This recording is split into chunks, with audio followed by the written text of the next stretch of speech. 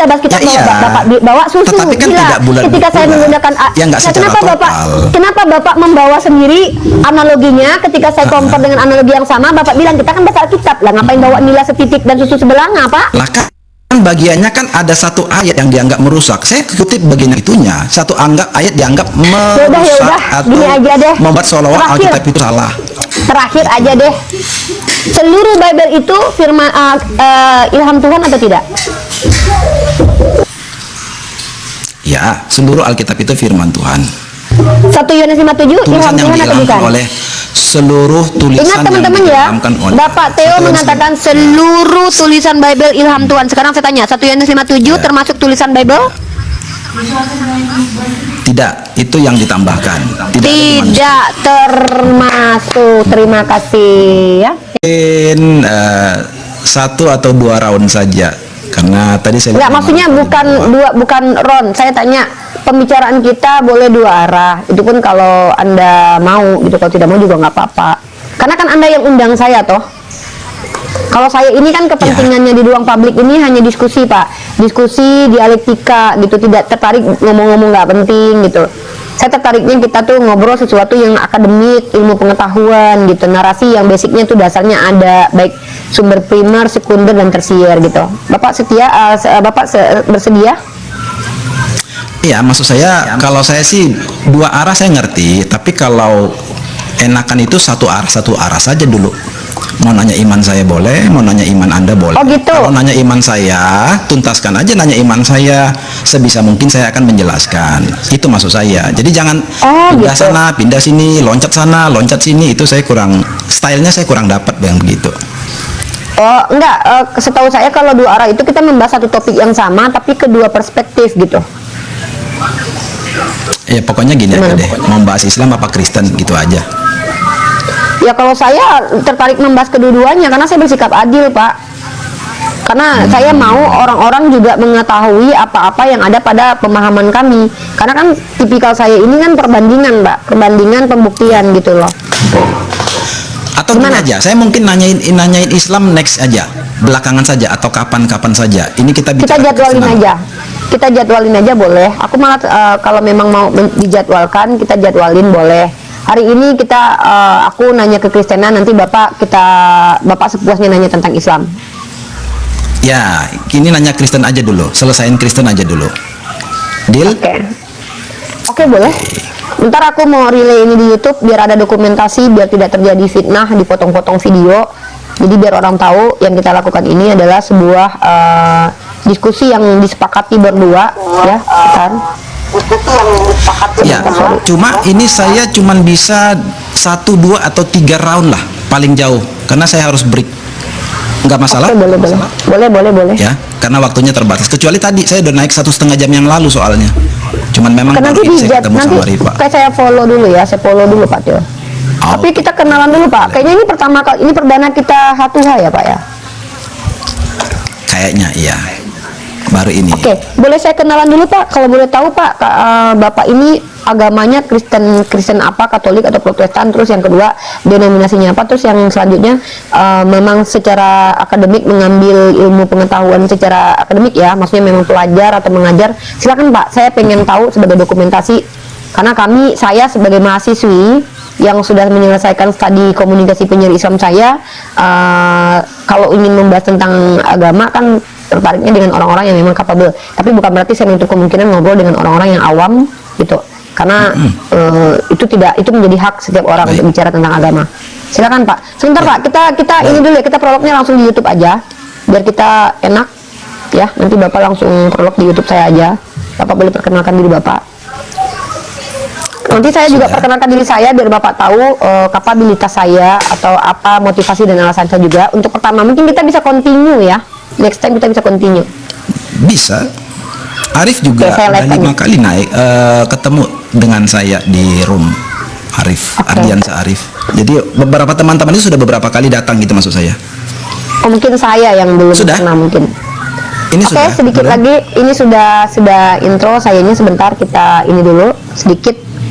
Oke, nanti saya akan sapa netizen saya dulu biar mereka tahu. Silakan.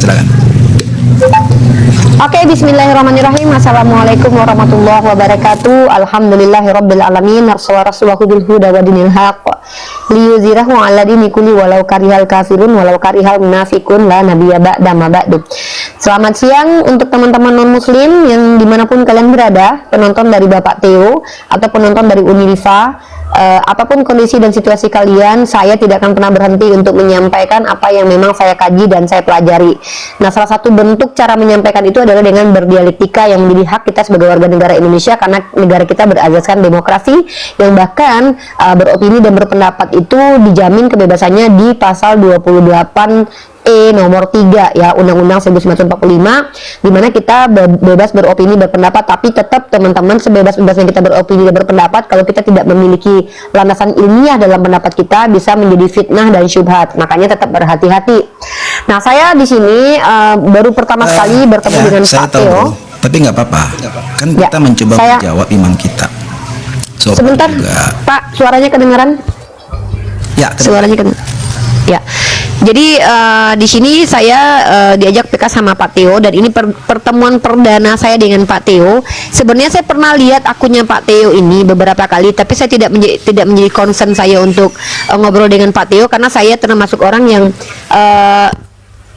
maksudnya karena banyak audien yang naik ke tempat saya memprioritaskan yang mau saja. Dan kali ini Pak Theo ternyata mengajak saya untuk diskusi. Kali ini Pak Theo tidak bersedia untuk dua arah teman-teman, tapi beliau lebih mau ditanya tentang iman agama beliau saja gitu. Dan ini menjadi hal yang saya tunggu. Saya berharap orang yang memang betul-betul kredibel menjelaskan tentang keyakinan mereka. Dan mungkin saya ingin teman-teman semua yang nonton Mesia X Unirifa, Pak Theo nanti kalau mau dokumentasi tentang diskusi kita ini, silakan Pak Theo ambil di Mesia X Unirifa ya, tanpa ada potongan-potongan sama sekali, tanpa ada editan sama sekali, karena ini live streaming di tanggal yang sekarang, yaitu tepatnya jam 14.12 waktu Ternate, dengan judul nanti Unirifa versus Pak Theo ya, diskusi satu arah. Oke, Pak Theo, silakan perkenalkan diri Anda sehingga kami tahu, kami dapat informasi tentang Kristenan dari orang yang seperti apa dan bagaimana. Silakan. Ya, baik, thank you ya Rifa. Saya sih sederhana dan simple aja ya. Saya Theo, sebenarnya Theo itu adalah singkatan dari teologi awam. Cuman supaya orang mudah, saya buat saja Theo di awal depan, sehingga orang memanggil dengan nama Theo cukup bagi saya. Bahwa saya tidak hadir di TikTok ini membawa identitas sendiri, apakah itu denominasi, suku, dan lain-lain, tidak.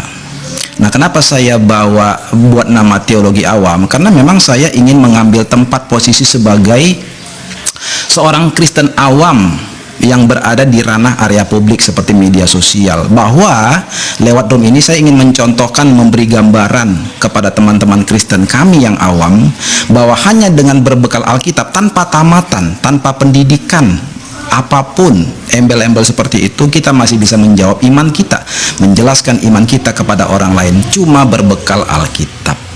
Nah, kekristenan saya, walaupun tadi saya sudah singgung, sebenarnya berbasiskan Alkitab. Di dalam Alkitab setahu saya tidak ada istilah Protestan, Katolik, Ortodoks, dan lain-lain. Jadi saya ikut ke sana. Mungkin singkat dan sederhana aja sih perkenalan saya, Rifa, silakan. Oke, terima kasih. Salam kenal Pak Theo ya. Jadi Bapak sama sekali tidak mengambil secara akademik pendidikan tentang teologi ya, tapi betul-betul berasal dari orang yang awam yang hanya membaca Bible, model terjemahan, lalu mencoba untuk memahaminya dan menjelaskannya ke ruang publik seperti itu. Bukan, saya memposisikan diri sebagai seorang Kristen awam. Itu lebih tepat maksud saya. Tapi esensinya memang betul-betul Kristen awam. Itu mohon izin tidak perlu kita bicarakan. Kalau tertarik ya, tapi kalau Rifa memandang yang seperti ini tidak sesuai dengan Rifa, saya mundur gitu. Bukan. Gini Pak, kenapa saya mempertanyakan itu? Kami kan mahasiswi ini kan diajarkan ketika kami mendapatkan informasi itu, Bapak mungkin tahu kalau karya ilmiah itu ada daftar pustaka kan?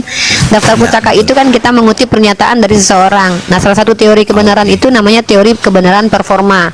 Jadi akan lebih valid kebenaran itu datang dari orang-orang yang memang sudah memiliki basic keilmuan atau orang yang meneliti. Tapi kalaupun tidak masalah. Di sini kan kita kan bukan kampus. Saya hanya ingin menghimbau kita, kalau diskusi itu kita merujuk kepada memang orang yang ahli. Bagaimana kita mau menjelaskan bahasa Yunani sementara kita nggak ngerti bahasa Yunani? Maka kita mengutip orang-orang yang paham tentang bahasa Yunani kan seperti itu. Itu kaidah ilmu namanya. Tapi is okay lah. Oke, Pak Theo, mungkin Anda menyembunyikan identitas akademik Anda itu tidak menjadi urusan saya karena kita di sini independen, tidak berada di bawah lembaga apapun. Saya bersedia untuk bertanya kepada Anda. Toh bertanya saja, kenapa sulit, ya kan? Saya tidak mewajibkan menjelaskan. Baik. Oke, Pak Theo, ada berapa pertanyaan boleh saya ajukan? Bebas sepanjang mungkin saya waktunya, masalahnya kan kondisi Berapa jam kita bisa? 1 jam? 3 round saja. 1 jam bisa? 3 round. 3 round itu berapa? Oh, cuma 15 menit ya? 3 round ini, 3 round hitungan. Oh, ya. 3 kali ini. Oke lah, sekitar 20 menitan. Oke, mungkin saya pertanyaan pertama saya langsung aja biar nggak buang-buang waktu ya Pak, karena waktunya sangat singkat sekali. Pertama, pertanyaan saya Pak adalah, apa alasan kitab Bapak Bible itu bisa dikatakan suci, Pak? Silakan dijawab. Terima kasih. Saya mute, saya mendengarkan, saya catat, nanti saya tanggapi. Oke, thank you ya. Jadi kalau mengenai Alkitab sih mungkin kita tidak memiliki definisi yang persis sama ya. Memang Alkitab itu dikatakan kitab suci menurut ukuran baku atau pandangan umum. Tetapi kalau saya sebagai Kristen sih melihat Alkitab kami itu yang paling tepat itu bukan kitab suci, tetapi pesan Allah yang diilhamkan untuk ditulis oleh para penulisnya. Di mana isi dari kitab suci kami atau Alkitab kami itu macam-macam, mulai daripada perkataan Allah secara langsung, kisah nabi-nabi, perjalanan bangsa Israel, Mazmur, pujian, nasihat, dan lain-lain. Termasuk yang paling akhir adalah Revelation atau pewahyuan. Kira-kira seperti itu sih, Rifa. Silakan. Oke, saya konfirmasi dengan bahasa saya yang mudah dimengerti ya. Bapak Theo tidak menerima Bapak Theo tidak menganggap Bible ini kitab suci, tetapi lebih kepada pesan ilahi, begitu. Ya, secara definisinya. Oke, boleh dijelaskan kepada saya apakah pesan ilahi itu termasuk suci atau tidak? Ya, jadi gini, kalau nanti orang berkata atau memaknai Alkitab itu kitab suci, kan di luar sana setahu saya ada pemahaman yang berbeda, bahwa ukuran kitab suci itu harus perkataan Tuhan langsung bulat-bulat, tidak boleh ada tambahan dari keterangan di luar Tuhan. Nah, kalau itu ukurannya, maka Alkitab tidak tepat digambarkan seperti itu. Itulah kenapa saya lebih memilih apa yang tertulis di Alkitab sebagai gambaran atau definisi untuk Alkitab, gitu. Ya, lanjut saya tanggapi. Makanya saya mempertanyakan definisi kitab suci menurut Bapak. Kenapa begitu? Karena kan Bapak sendiri mengatakan bahwa parameter kitab suci secara umum tidak bisa disematkan kepada kitab Bapak. Karena kitab Bapak bukanlah merupakan perkataan Tuhan semuanya, tetapi bercampur. Jadi secara tidak langsung Bapak mengakui kalau kitab Bapak itu bercampur antara pendapat manusia dan juga perkataan Tuhan, begitu? Tidak, bukan begitu. Tetapi tidak semuanya perkataan Tuhan. Itu mungkin lebih tepat. Dasarnya dari mana? 2 Timotius 3 ayat 16. Inilah yang saya rasa menjadi gambaran paling akurat untuk Alkitab. Apa itu? Sebentar saya terima dulu. Segala tulisan yang diilhamkan Allah memang bermanfaat untuk mengajar, untuk menyatakan kesalahan, untuk memperbaiki kelakuan, dan untuk mendidik orang dalam kebenaran. Gitu, Rifa. Enggak, saya fokus di poin konfirmasi sebenarnya, Pak. Bahasa yang Bapak gunakan itu bahasa yang sulit saya pahami. Di satu sisi Bapak mengatakan bahwa tidak tepat mengatakan Bible sebagai kitab suci kalau standarisasi kitab suci itu adalah firman Tuhan. Tapi Bapak mengatakan bahwa Bible itu adalah informasi ilahi, pesan ilahi dari pengilhaman. Nah, bisa nggak Bapak bedakan antara ilham dengan firman Tuhan itu bedanya apa sih? Contoh, ketika Paulus mengajarkan pengajaran, walaupun itu pendapat pribadinya atau mengutip perkataan orang lain, itu apakah bisa dikatakan ilham dari Tuhan? Ya, maka itu 2 Timotius 3:16 itu udah tepat, segala tulisan yang diilhamkan Allah. Tetapi memang di dalam Alkitab sendiri ada perkataan Tuhan. Jadi mungkin secara sederhana aja barangkali ya, biar nggak ribet. Intinya Alkitab itu tidak berisi melulu hanya perkataan Tuhan. Perkataan Tuhan ada di Alkitab, ada. Tetapi hal-hal yang didorong oleh Tuhan untuk dituliskan juga ada. Nah, hal-hal yang didorong untuk dituliskan ini bukan firman Tuhan. Setahu saya seperti itu. Sekali lagi, biar clear gambar tentang Alkitab. Atau sudah dapat poinnya? Sudah dapat poinnya. Justru saya mau Oke. konfirmasi terakhir nih, sebagai bentuk bahwa Bapak mengatakan bahwa iya ini termasuk ilham. Intinya Bapak bisa nggak mengklaim bahwa seluruh isi kitab suci Bapak itu pengilhaman dari Tuhan, begitu? Tuhan yang mendorong orang menulis, begitu? Ya. Oke, kita konfirmasi 2 ayat ingin saya tunjukkan. Silakan Bapak tanggapi nanti. Yang pertama adalah ayat ini. Silakan Bapak cross check di dalam 1 Korintus pasal ke-10 nomor 4 ya. Di sini perikopnya Israel sebagai suatu peringatan dan mereka semua minum minuman rohani yang sama sebab mereka minum dari batu karang rohani yang mengikuti mereka dan batu karang itu ialah Kristus. Ini pengajaran di dalam kitab Korintus ya. Paulus menulis ini dan menurut penafsir ND ternyata ini menurut penafsir ND ya adalah Paulus menggunakan dongeng itu sebagai mengandung perlambangan mengenai Kristus. Jadi menurut ahli bahwa ini adalah sebuah dongeng orang Yahudi. Apakah ini juga Tuhan yang mengilhamkan agar menceritakan dongeng? Kenapa saya tanya begitu? Karena ini sangat kontradiksi sekali dengan pernyataan di ayat lain. Ya, kalau kita lihat di sini tidak boleh menggunakan dongeng dalam pengajaran itu ada larangannya. Dalam 1 Timotius pasal 4 nomor 7. Tetapi jauhilah tahayul dan dongeng. Tiba-tiba menurut para ahli kekristenan sendiri, Paulus menggunakan dongeng untuk mengajar sebagai lambang Yesus. Nah, ini yang sebenarnya pertama, Paulus sebagai orang yang dianggap sebagai diilham Tuhan itu menggunakan dongeng, di mana bahkan ada dalil yang mengatakan dongeng itu tidak boleh, harus dijauhi, tidak boleh dijadikan sebagai sandaran pengajaran. Bagaimana? Apakah ini dongeng ini termasuk ilham Tuhan menurut Pak Theo? Simpel aja, itu kan pandangan orang di masa kini. Bahkan bisa kita sebut orang di abad 21. Dia bukan saksi mata Paulus, bukan teman seperjalanan Paulus. Bagaimana dia bisa memastikan isi kepala Paulus? Mungkin dia mensinyalir atau menduga, menduga ya, saya rasa lebih tepat, bahwa ini diambil dari dongeng yang Anda sebutkan tadi, yang Rifa sebutkan tadi. Tapi sekali lagi, apa isi kepala Paulus? Siapa yang bisa memastikan? Itu poin pertama. Poin yang kedua, di sini Paulus menuliskan dan mereka semua minum rohani yang sama sebab mereka minum dari batu karang rohani. Nah, saya tertarik dengan istilah batu karang rohani bahwa di dalam kitab Mazmur Daud menggambarkan Tuhan itu sebagai batu keselamatannya. Jadi kalimat-kalimat atau istilah semacam ini adalah istilah yang saya anggap cukup dekat.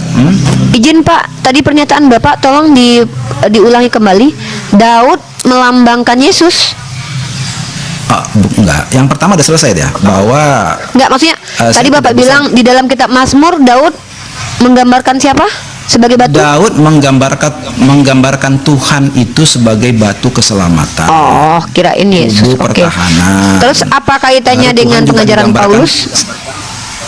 Iya, jadi yang kedua, saya melihat di sini Paulus menuliskan semua mereka minum rohani yang sama, minum dari batu karang rohani. Jadi Tuhan itu digambarkan sebagai batu karang rohani versi Paulus, yang di dalam perjanjian lama Tuhan digambarkan sebagai batu keselamatan. Hal yang menurut saya sih 11-12 pengertian teologisnya. Oke. Baik, saya tanggapi ini ya. Ini terakhir saya tanggapi untuk tema pertanyaan ini ya Pak ya, tentang Paulus, tentang batu karang ya, tentang dongeng. Bapak mengatakan bahwa para penafsir ND itu adalah orang yang tidak bertemu dengan Paulus, orang yang paling di abad 21-an, yang Bapak ragukan dan mungkin Bapak tidak percaya, tapi Bapak menceritakan sendiri apa yang tidak Bapak lihat juga. Artinya ini Bapak balas tafsir orang lain, dibantah tafsirnya tanpa ada antitesis, tapi menafsir kembali. Begitu Bapak. Yang saya lihat begitu, Bapak membatalkan tafsiran orang lain.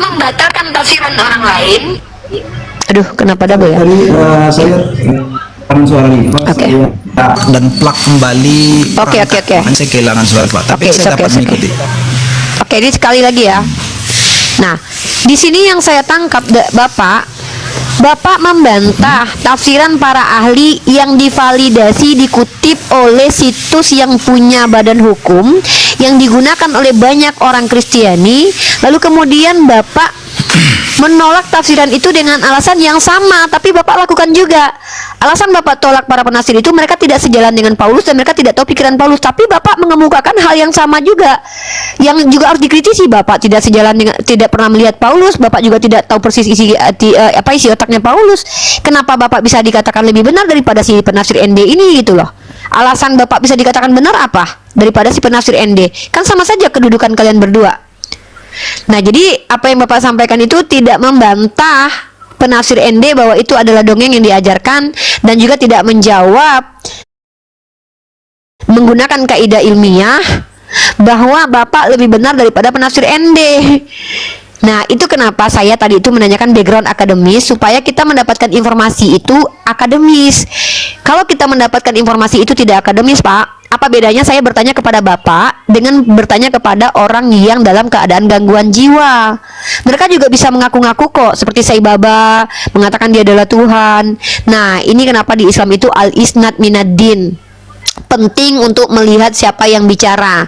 Karena kalau kita, Pak, sembarangan mendengarkan orang bicara, Pak, setiap orang akan merasa benar dengan argumennya.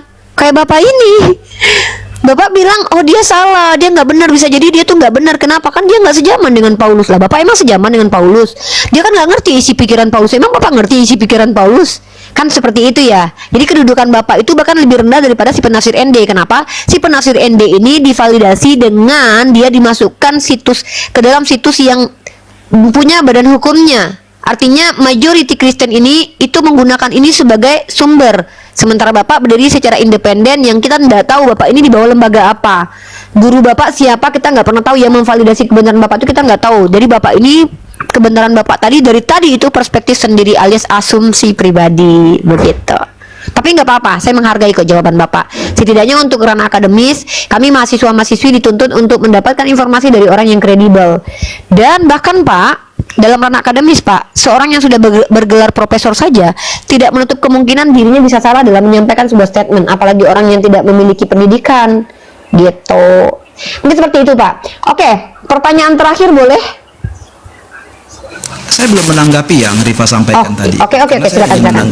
Cuman memilih tertib dan sopan untuk menunggu giliran, gitu. Oke, silakan Jadi, Bapak tanggapi. kalau saya boleh langsung ya, baik, terima kasih. Saya tidak menyalahkan informasi yang Rifa bawa tadi. Coba nanti cross check live-nya atau replay-nya. Saya tidak berkata mereka salah, tetapi yang saya katakan mereka adalah orang-orang yang hidup di abad 21 sama seperti kita. Bukan saksi mata kepala langsung yang tahu isi pikiran Paulus, bisa mengkonfirmasi maksud Paulus itu seperti apa. Saya rasa itu mungkin tadi kayaknya agak miss ya, keliru ya menggambarkan pernyataan saya atau tanggapan saya tentang situs tadi. Itu yang pertama. Yang kedua, saya tidak mengajukan diri sebagai yang lebih tahu dari antara Kristen-Kristen lainnya. Tetapi saya secara realistis dan proporsional mendudukkan ayat ini dengan ayat yang ada di Perjanjian Lama. Saya tidak menafsir loh. Walau ya oke, menafsir, tetapi tafsiran saya itu relate dengan Perjanjian Lama. Di dalam ayat 4 ini Paulus menggambarkan Tuhan itu sebagai batu karang rohani. Di dalam Perjanjian Lama Daud menggambar Tuhan sebagai batu keselamatan. Itu sama-sama bukan harafiah, tetapi memiliki makna teologis. Dalam hal itu, saya tidak merasa ada mispersepsi di sana. Itu yang kedua. Terus yang ketiga, apa tadi ya? Saya harus sampaikan, tapi tolong koreksi kalau salah. Yesus tidak memanggil 12 muridnya. Yang pertama itu orang-orang pintar dan bijaksana. Enggak. Justru orang-orang yang berasal dari kaum prolatar. Orang-orang yang dengan pekerjaan apa adanya. Salah satunya nelayan. Orang-orang yang dianggap oleh orang-orang Farisi itu sebagai orang bukan cendekiawan. So maksud saya adalah mengklaim Kristen itu harus berdasarkan pendidikan tertentu, level tertentu. Itu ukuran siapa? Ukuran Yesus kah? Setahu saya Yesus tidak meleveli atau memanggil para pengikutnya. Murid-muridnya yang pertama, even kami, nggak ada. Bahkan di dalam Matius 28 ayat 19 Yesus berkata kepada murid-muridnya, pergilah kepada seluruh bangsa dan jadikanlah mereka muridku. Nggak ada disebutkan batas-batas IQ, batas pendidikan, nggak ada. Jadi sekali lagi, melihat, mempersepsikan, memahami Alkitab itu harus menurut ditakar dari ilmu pendidikan tertentu, saya anggap itu nggak tepat dialamatkan kepada Kristen. Itu Rifa, silakan. Oke. Menarik teman-teman ya. Di sini saya betul-betul selama ini sudah membuat sebuah statement dari dulu bahwa umat Kristen itu tidak berpihak kepada ilmu pengetahuan, divalidasi oleh Pak Theo. Saya sudah berkali-kali bilang kan, teman-teman perhatikan polemik yang muncul. Ini saya kasih contoh, ini bukan bahasan kita ya Pak, tapi contoh. Ketika Edis TV yang bukan seorang akademisi mengatakan bahwa penyelipan karya iblis, justru kalangan akademisi yang doktoral semua berbantahan dengan orang yang tidak akademis. Dan justru yang paling banyak memihak Kristennya justru kepada yang tidak akademis. Makanya saya bilang, memang mayoritas Kristen ini tidak berpihak kepada ilmu pengetahuan, teman-teman. Itu kenapa Pak Theo dari tadi membenarkan pernyataan dia dengan membawa-bawa bahwa Yesus justru mengambil murid dari orang-orang yang bukan berpendidikan. Padahal Paulus diklaim sebagai orang berpendidikan. Ya kan? Seperti itu. Ya, jadi kalau kita bicara tentang Matius, Yohanes yang adalah orang-orang awam, ya mereka digembleng sama Yesus langsung. Tiba-tiba kemudian runtutan peristiwanya pun sudah terputus karena memang tidak ada lagi sanad dalam Islam itu ya. Informasinya terputus. Kita nggak bisa membuktikan bahwa kitab Matius, Markus, Lukas itu ditulis oleh Matius, Markus, Lukas, bahkan divalidasi oleh Katolik sendiri dalam sebuah situs yang mengatakan bahwa memang penulis Bible, ada suara anak kecil nangis, penulis Bible itu bukan lagi Matius, Markus, Lukas secara ilmiah, tapi diyakini saja. Nah, jadi makanya tadi teman-teman Pak Tio harus pahami dulu bentar ya.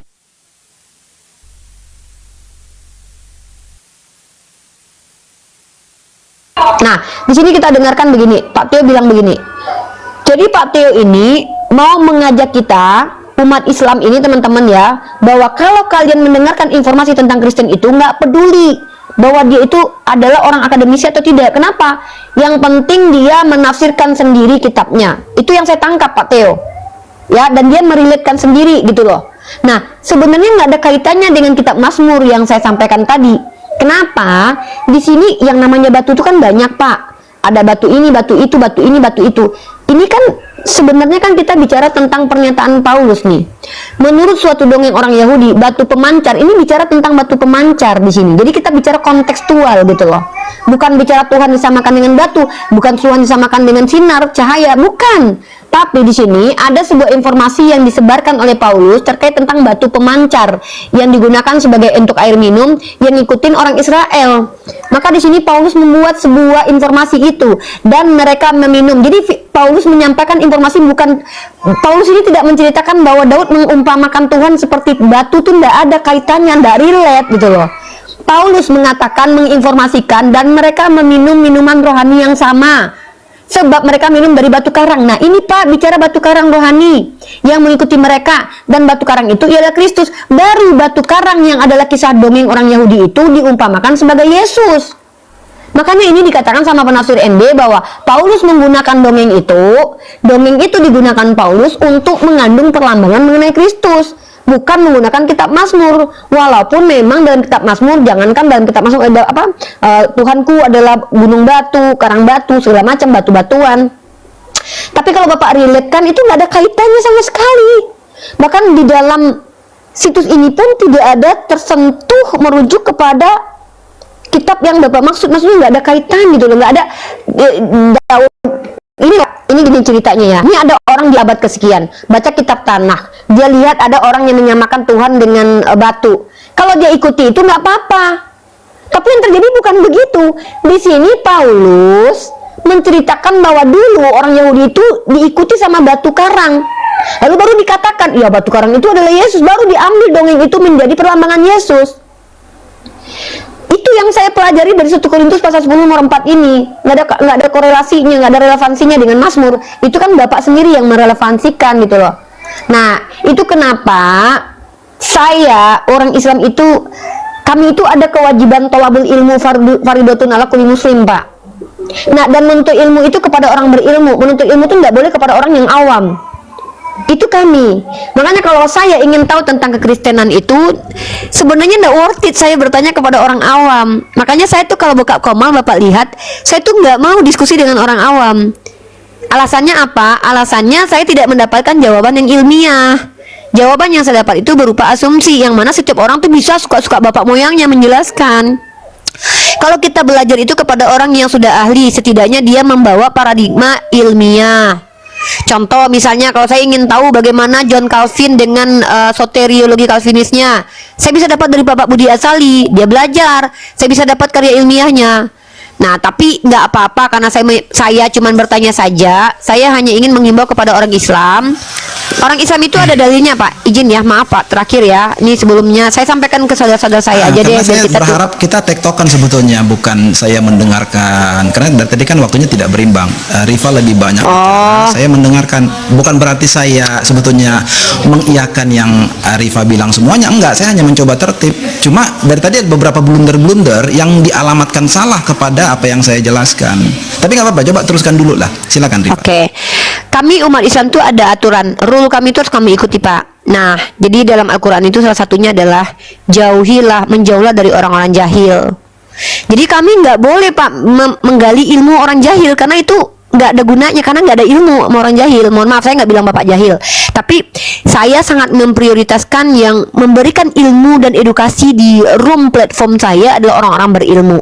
Bukan berarti saya merendahkan Bapak, karena Bapak sendiri masih bias antara berilmu dan tidak berilmu. Bapak bilang saya memposisikan sebagai orang awam, tapi saya privasi. Jadi seolah-olah tuh kayak saya cuma nyamar aja jadi orang awam, sebenarnya saya berilmu. Nah, jadi masih bias banget. Tapi ya sudahlah, ini sudah terlanjur ya. Dan jawaban Bapak sebenarnya tuh pertama tidak membantah tafsir ND ya. Di sini kan tafsir ND mengatakan bahwa ini dongeng. Yang saya tanyakan itu sebenarnya adalah dongeng ini ilham Tuhan atau bukan. Tapi Bapak tidak menjawab secara detail karena Bapak belum membantah bahwa ini dongeng beneran atau bukan, karena Bapak belum bersepakat, karena Bapak masih ya meragukan juga tapi tidak mengiyakan juga, seperti itu. Sebenarnya poin pertanyaan saya adalah ini konklusi ini pembuktian terakhir sebenarnya. Dongeng ini ilham Tuhan atau tidak, itu sebenarnya Pak poin kita. Seperti itu, kejujuran yang saya butuhkan. Mungkin kalau tidak ada ilmu, setidaknya saya dapat kejujuran di sini ya Pak. Terima kasih. Silakan Bapak tanggapi. Sebentar. Sebelumnya saya nanya, kita berapa round lagi? Sebenarnya kalau 3 round dari tadi udah lebih 3 round Pak, udah 5 round berarti 5 kali tanding PK kita. Artinya kita selesai atau bagaimana?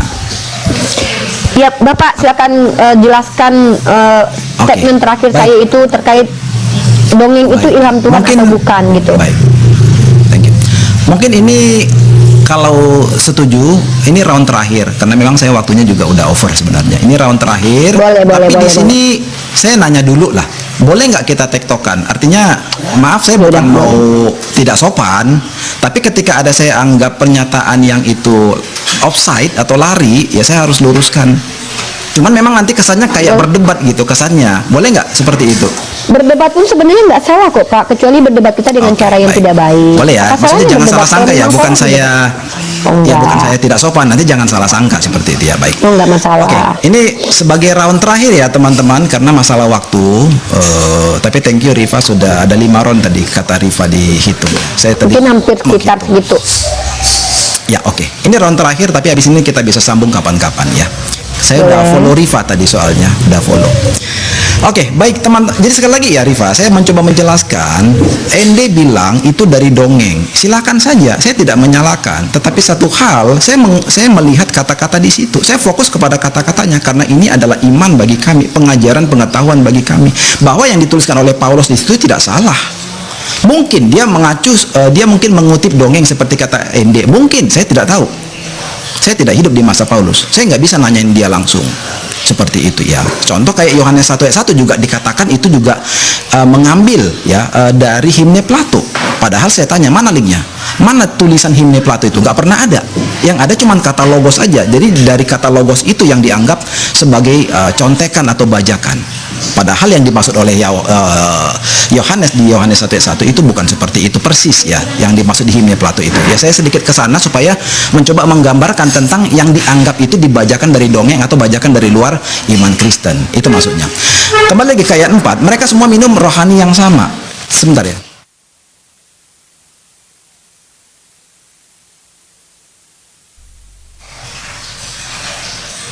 Sorry ya, ada kendala teknis tadi, sorry, ada gangguan. Jadi balik lagi ya, kalau saya melihatnya kami Kristen ini gampang loh Rifa. Mereka semua minum minuman rohani yang sama sebab mereka minum dari batu karang rohani. Apa maksudnya? Kita coba clear. Kalau Rifa tadi mengatakan ada sebuah pemancar batu, oke, saya tanya, apakah batu karang rohani yang dimaksud oleh Paulus di sini adalah batu karang harafiah? Saya rasa konyol sekali kalau kata kita maknai itu adalah batu karang harafiah. Saya rasa ya. Tetapi yang saya pahami, koreksi kalau salah, batu karang rohani ini jelas mengacu kepada sebuah kekuatan yang secara rohani dinilai seperti batu karang yang kokoh. Itu sebabnya tadi saya relevansikan, saya kaitkan dengan tulisan Daud yang ada di kitab Mazmur. Jadi salah saya di mana kalau mengartikan itu sebagai hal yang sifatnya teologis. Nah, kalau dikatakan itu batu karang pemancar, saya kurang paham. Saya belum baca tulisan itu. Tapi sekali lagi, kalau ini dikatakan batu karang harafiah, saya bingung. Nah, sekali lagi saya belum ketemu salah saya di mana mengartikan batu karang rohani itu relate Kita jadi dengan yang TikTok. dituliskan oleh Daud. Ya, Jadi jadi, TikTok. silakan. Ya udah. Jadi. Pak, mungkin Bapak salah paham deh. Saya sebenarnya kan tidak ingin mendengarkan penjelasan makna ayat itu. Saya ingin mengkonfirmasi, menurut Bapak, dongeng itu ilham Tuhan atau tidak? Kan itu sebenarnya poinnya. Bukan, tidak dongeng. Tidak firman Tuhan. Tidak firman Tuhan, tidak ilham Tuhan. Oke, berarti yang Bapak katakan tadi, kenapa kitab Bapak dikatakan suci, Bapak bilang bahwa karena itu ilham Tuhan, itu juga gagal berarti. Ternyata ada yang bukan ilham Nggak Tuhan juga. dalam kitab itu. Tidak juga, saya bisa jelaskan. Karena kita tidak tahu ketika Roh Kudus mengajar Paulus, memberikan kata-kata itu, memberikan pengajaran itu, emang kita bisa bedah. Kapan saat Roh Kudus itu berbicara? Seperti apa Roh Kudus berbicara? Nobody knows. Nggak ada yang tahu. Ya, masalahnya Bapak yang bilang. Sebenarnya Iya. yang Sekali lagi kan- yang menstatementkan, bentar. Yang menstatementkan bahwa kitab Bapak dikatakan suci karena ilham Tuhan kan Bapak, Benar. bukan saya. Iya benar. Nah, kan itu kan Ya, masih relate. ternyata Atau kan saya salah? gagal. Enggak jaga. Ya, salah dong. Karena ketika Paulus menuliskan ini, kan kita kan tidak lihat secara harafiahnya bagaimana Roh Kudus bekerja di balik layar. Tetapi dari tulisannya Ya, kami dari tahu mana tulisan ini Bapak relate tahu benar kalau itu ilham Tuhan, dengan yang kalau disampaikan gitu yang Bapak di dalam nggak Alkitab. Lah, Ya dari kalau Bapak tulisannya, tidak tahu, dari dari mana materinya, Bapak dari tahu kalau itu pesannya. ilham Tuhan Oke. gitu loh. Ya jelas dong, kan itu kan relate dengan yang disampaikan oleh para penulis khususnya Daud di Perjanjian Lama. Kami ngukurnya dari situ Apa aja. indikator kalau itu ilham Tuhan tuh apa gitu Pak? Ciri-ciri kalau itu ilham Tuhan tuh apa? Yang pertama Sesuatu tidak itu kalau melenceng dikatakan dari ilham Tuhan pengajaran itu apa? nabi-nabi.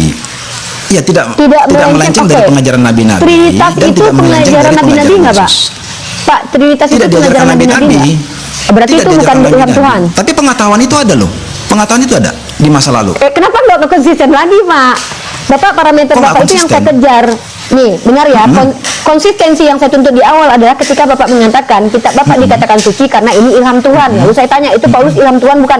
Kita tidak tahu juga bagaimana lah. Kalau nggak bisa nggak tahu. Yang saya bilang tidak tahu bukan berarti jangan itunya. katakan itu ilham Tuhan. Saya tidak bisa memastikan tentang kata Gitu loh. dongeng itu. Kata dongeng itu yang saya coba Oke, kalau sikapi. gitu Itu maksud saya. saya kasih data yang lebih jelas. 1 Yohanes pasal ke-5 ayat 7 itu tidak pernah ada di manuskrip lama karena itu ada ayat sisipan. Itu juga Ya, ilham Tuhan. Saya tahu. Itu ilham Ya, Tuhan. itu bukan, itu tidak ada di manuskrip memang. Nah, berarti ada di Tidak ada kitab Bapak manuskrip. itu yang bukan ilham Tuhan, bukan? Ada yang ditambahkan, tetapi ditambahkan Nah, ya itu sudah. kan Ini poinnya, Pak. Ini pengakuan ini yang saya tuntut. Sebenarnya dari tadi kita nggak Ya. perlu berputar kemana-mana. Di sini, ketika Bapak memberikan parameter, kan pertanyaan saya di awal itu apa? Apa alasan kitab kalian dikatakan suci? Spesifiknya adalah Bapak mengatakan kitab saya dikatakan suci karena ilham Tuhan. Ternyata ada yang bukan ilham Tuhan, ya berarti bukan kitab suci. Ya, berarti Iya, tidak nggak ada layak masalah dikatakan. karena Betul. angle Alkitab itu bukan kata per kata, sister. Bukan. Jadi 1 Yohanes 5:7 ditambahkan. Nggak, berarti memang Bapak tidak ada di sudah manuskrip konfirmasi perkataan asli, Bapak? tapi bukan berarti itu istilahnya menjadi apa ya? Nila di tengah-tengah susu, enggak juga. Sekarang berarti 1 Yohanes Bapak 5:7 itu sudah menyalahi approve tidak? Enggak, 1 Yohanes 5:7 itu menyalahi tidak perkataan menyalahi Yesus, tidak? menurut doktrin Bapak. Kan menurut doktrin Enggak, Bapak tidak Matius menyalahi. Enggak, bukan doktrin dong. Matius 28 ayat 19. Itu bukan doktrin, Pak, itu perkataan Yesus. 1 Yohanes pasal ke-5 ayat 7 itu ayat sisipan. Lalu kemudian kalau ada orang punya pikiran dan itu cocok logi itu tentang dengan apa? ajaran yang ada dalam Bible itu, maka itu Ya, benar tapi- begitu. Tapi isinya tentang apa? Tentang Ya, kalau tiga misalnya yang membenarkan diklaim kan? doktrin. Ada, sebentar, saya Enggak, saya tanya gini Pak, Bapak ngerti metode nggak sih? Kalau Bapak bilang bahwa kitab saya itu ilham Tuhan, lalu ternyata ada yang bukan ilham Tuhan, berarti Bapak sudah menggugurkan statement Bapak. Satu, udah blunder. Saya bahas dulu. Ya. 1 Yohanes 5:7. Sebab ada 3 yang memberi kesaksian, Bapa, Firman, Roh Kudus. Yesus berkata, jadikanlah segala bangsa muridku, baptislah mereka dalam nama Enggak, Bapa, saya Anak, bukan dan Roh nanya Kudus. itu Pak. Salahnya di mana? Bapak salah paham nih. Saya tidak bertanya memaknai ayat itu seperti apa, karena itu doktrinal. Yang saya tanya adalah ayat itu ilham Tuhan atau tidak, itu loh Pak. ayat itu yang ditambahkan, tetapi sekali lagi itu tidak mengganggu Udah. iman Kristen karena apa yang dituliskan di sana itu Saya tidak lagi menyalahi ya. apa yang Pak. ada di Alkitab. Bapak fokus. Saya Iya. tidak lagi membahas ini bermasalah nggak sih buat Kristen? Ini terganggu nggak Oh, sih iya. Kristen? Bukan Oke, itu, paham. Pak. Iya, Yang saya saya cuman angkat di sini adalah statement Bapak yang mengatakan bahwa kitab kami itu adalah ilham Tuhan. Itu sudah Bapak tolak sendiri dengan mengatakan bahwa 1 Yohanes pasal Nggak juga. 5 ayat 7 bukan Nggak juga. ilham Tuhan. Lo kok nggak juga? 1 Nggak Yohanes juga. 5 7 ilham Iya. Tuhan bukan? Ya. Ya kalau saya mau melakukan pembelaan, ini melakukan pembelaan kan, bisa saja itu ditambahkan oleh penulisnya kemudian diilhamkan oleh Bisa Tuhan. saja kan itu kalau itu. melakukan pembelaan. Ya kalau itu gitu kalau saya- melakukan pembelaan. Bukan yang Ya, saya tanya makanya itu saya bilang konsistensi tadi, kejujuran kan- Bapak. Pak, Kan clear. Kita nggak usah Loh, saya kemana-mana. jelaskan loh di awal, itu kalau saya mau melakukan pembelaan, saya clear loh di awal, tapi sekali lagi, saya kembali ya. Kalau saya dibatasi, Iya, tidak boleh berbicara dari sisi perspektif Saya dan iman tidak Kristen, saya anggap membatasi. tidak ada pembicaraan. Pak, kita itu kalau diskusi, Pak, mohon dengan sangat. Itu kenapa Ya. saya penting sekali dengan orang yang betul-betul mengambil cabang ilmu karena ngerti metode.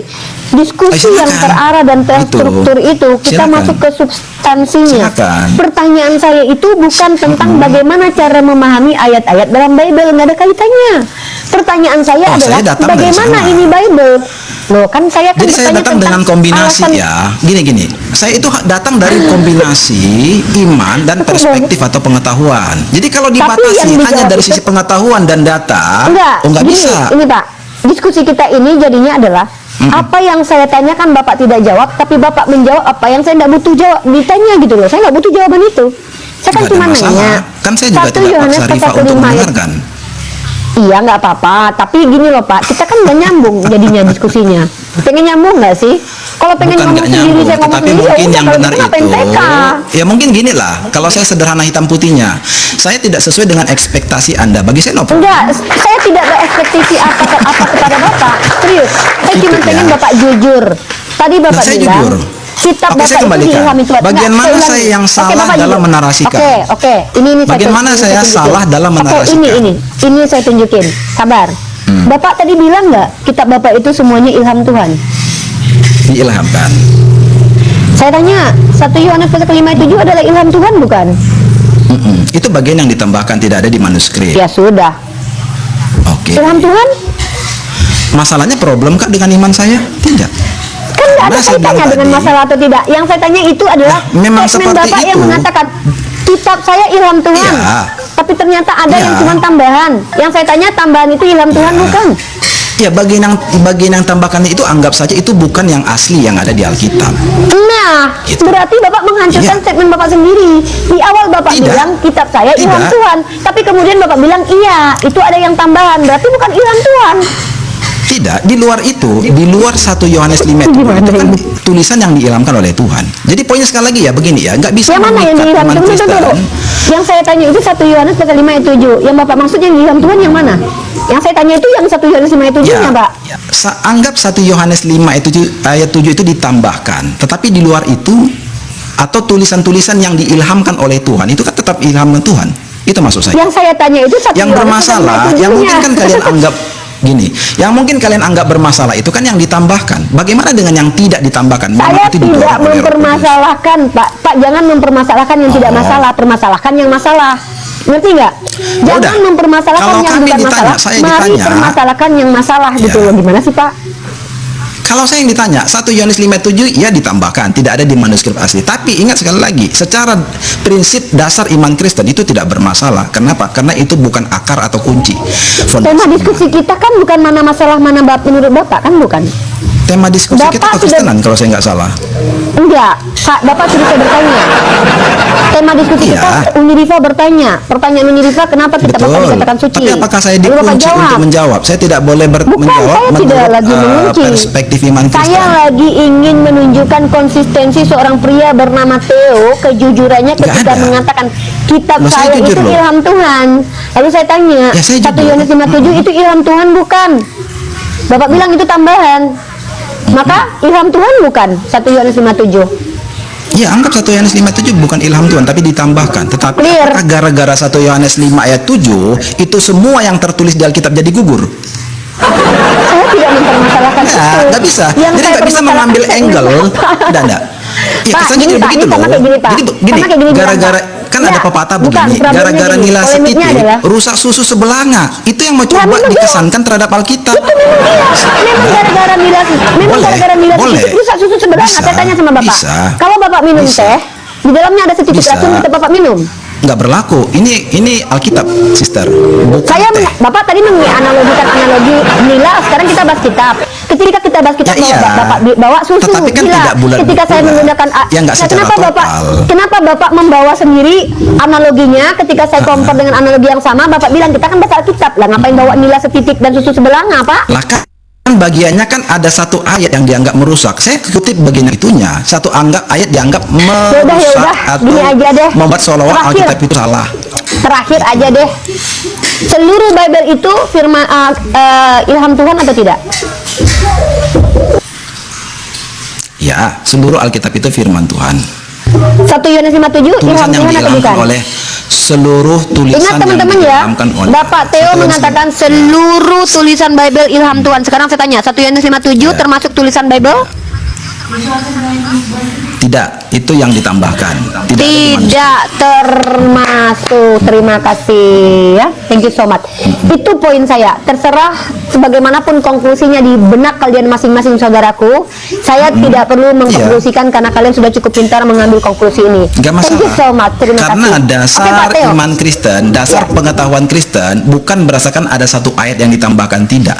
Tetapi dasar iman Kristen adalah pesan Allah yang ada di Alkitab. Apa itu? Allah menciptakan alam semesta, langit bumi, manusia, lalu manusia jatuh ke dalam dosa, lalu kemudian Tuhan merancangkan jalan keselamatan lewat Yesus Kristus dan manusia masuk kepada hidup yang kekal dengan menerima Yesus sebagai Tuhan dan jalan keselamatan. Itulah dasar iman Kristen. Bukan Apa masalah bedanya, ya? satu ayat yang ditambahkan saja. Ya, apapun diskusi kita, terima kasih banyak diskusinya Pak Theo. Next time mungkin kalau memang mau bertanya tentang Islam, silakan TK lagi dengan saya. Kalau tidak naik ke komen saya akan berikan kesempatan 1001 pertanyaan dari Pak Theo kepada Unirifa tentang agama Unirifa tentunya, tanpa melibatkan kitab orang lain. Oke. Mungkin ya next time nanti Clear? saya coba lihat dulu karena saya belum tahu nextnya Iya. bagaimana ya. Oke. Oke, Rifa, thank you ya. Ada lagi? Ya. Sudah ngobrol-ngobrol ya. Kalau saya sih itu aja, karena kan statusnya kan sifatnya Siap, saya menjelaskan iman saya atau pemahaman saya tentang Siap, Kristen dan boleh. Alkitab. Good, terima kasih banyak. Sehat-sehat selalu Pak Theo ya. Oke. Semoga ini bukan pertemuan pertama dan terakhir kita. Saya masih berharap ada, ya mungkin saya tidak mau banyak bertanya kepada Pak Theo, tapi saya maunya Bapak Theo yang bertanya ke saya. Mungkin itu harapan saya ya. Karena seperti yang saya sampaikan tadi, kami punya batasan dalam Islam. Kami diperintahkan untuk bertanya kepada yang berilmu. Itu perintah. Kalau saya langgar itu berarti saya tidak patuh kepada Tuhan saya. Begitu. Terima Ya kasih. silakan punya perspektif sendiri silakan gitu. Oke, thank you Bukan, ya itu Rifa bukan sudah. perspektif sendiri, itu agama saya mengajarkan. Makasih Pak Theo. Ya, tapi nggak terlalu Terima kasih relate banyak. dengan yang kalau dikaitkan dengan iman Kristen gitu. Thank you. Nggak apa-apa, memang beda. Kita sepakat untuk berbeda aja. Ya. Oke, Makasih, ini Pak. saya Ya, keluar. siap. Oke, Sama-sama. thank you so much. Thank you. Bye. Siang. Ya, selamat Bye. siang. See you next time. Ya, silahkan teman-teman semua yang punya paradigma di benaknya masing-masing, silahkan kalian simpulkan sendiri. Ibunda Gembala tidak perlu lagi menyimpulkan apa-apa ya. Argumennya adalah seluruh firman Tuhan seluruh Bible itu adalah ilham Tuhan, tapi 1 Yohanes pasal 5:7 bukan ilham Tuhan.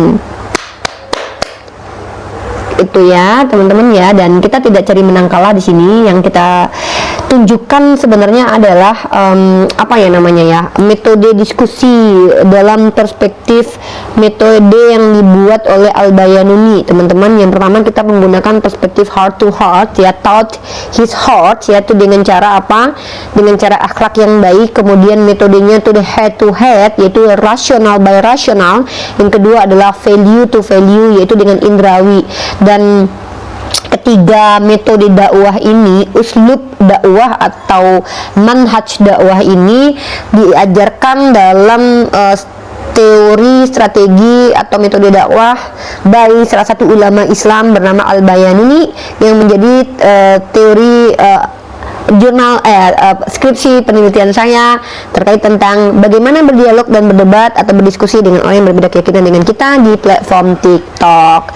Jadi kita gunakan 3 cara itu ya, yaitu saya memberi namanya terinspirasi dari Al-Bayanuni, yaitu metode sentimental, metode rasional, dan metode indrawi. Itu saya ganti namanya menjadi lebih metode heart to heart, sentimental ya, menyentuh hati dan psikologi. Yang kedua adalah head to head, rasional ya, high value to high value, jadi 3H. Ini akan menjadi pondasi Mesiah.org untuk berdakwah, dan akan saya insya Allah doakan saya membuatkan buku untuk pengantar dialog lintas agama di ruang platform sosial media ya, sebagai seorang praktisi dan sebagai seorang yang mengkaji dan sebagai seorang yang menganalisis dan seorang yang mengeluarkan karya ilmiah yang insya Allah dipublish sebagai jurnal nanti oleh kampus saya akan mencoba aplikasikan dialog yang seperti ini, seperti Al-Bayanuni sampaikan ini. Oke, aduh suara musiknya kencang banget, ya Allah.